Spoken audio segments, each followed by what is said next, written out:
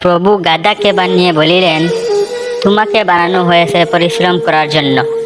দিন রাত তুমি পরিশ্রম করবে, আর তোমাকে শুধু ঘাস খেতে দেওয়া হবে, আর তোমার জিন্দগি 40 বছরের থাকবে। তখন গাধাটি বলে উঠল, প্রভু আমি যেহেতু দিন রাত পরিশ্রম করব, তাহলে আমার জিন্দগি 20 বছরের দেওয়া হোক। তখন গাধার জিন্দগি 20 বছরের দেওয়া হলো। এরপরে কুকুরকে বানিয়ে বলিলেন, তুমি মানুষের সবচেয়ে কাছের বন্ধু হয়ে থাকবে, মানুষ যা তোমাকে দিবে তুমি তাই খাবে।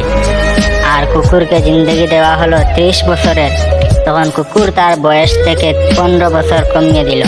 তারপর বানরকে বানানো হলো। বানরকে বানিয়ে বলিলেন, তোমাকে বানানো হয়েছে মানুষকে উৎসাহিত করার জন্য, এখান থেকে সেখানে লাফিয়ে লাফিয়ে চলবে, আর মানুষের মন ভালো রাখবে, আর তোমার জিন্দগি থাকবে 30 বছরের। তখন বানর বলল, আমার জিন্দগি থেকে 15 বছর কমিয়ে দেওয়া হোক। তখন বানরের জিন্দগি থেকে 15 বছর কমিয়ে দেওয়া হলো। এবার মানুষকে বানানো হলো। মানব জাতিকে বানিয়ে বলিলেন, তোমাকে বানানো হয়েছে আরাম করার জন্য, মালিকের কথা মতো চলার জন্য, আর তোমার জিন্দগি দেওয়া হলো 20 বছরের। তখন মানব জাতি উঠে বলল, আমাকে 70 বছরের জিন্দগি দেওয়া হোক।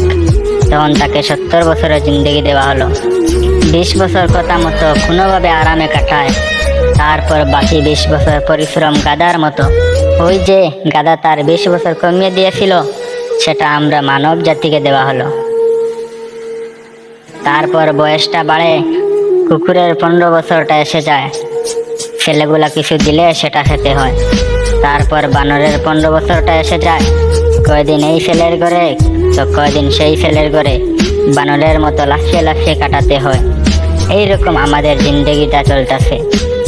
বন্ধুরা, আমি যে এই কথাগুলো বলেছি, আপনাদের যদি আমার কথাগুলো ভালো লাগে অবশ্যই কমেন্টে জানাবেন, আর চ্যানেলটি সাবস্ক্রাইব করে যাবেন।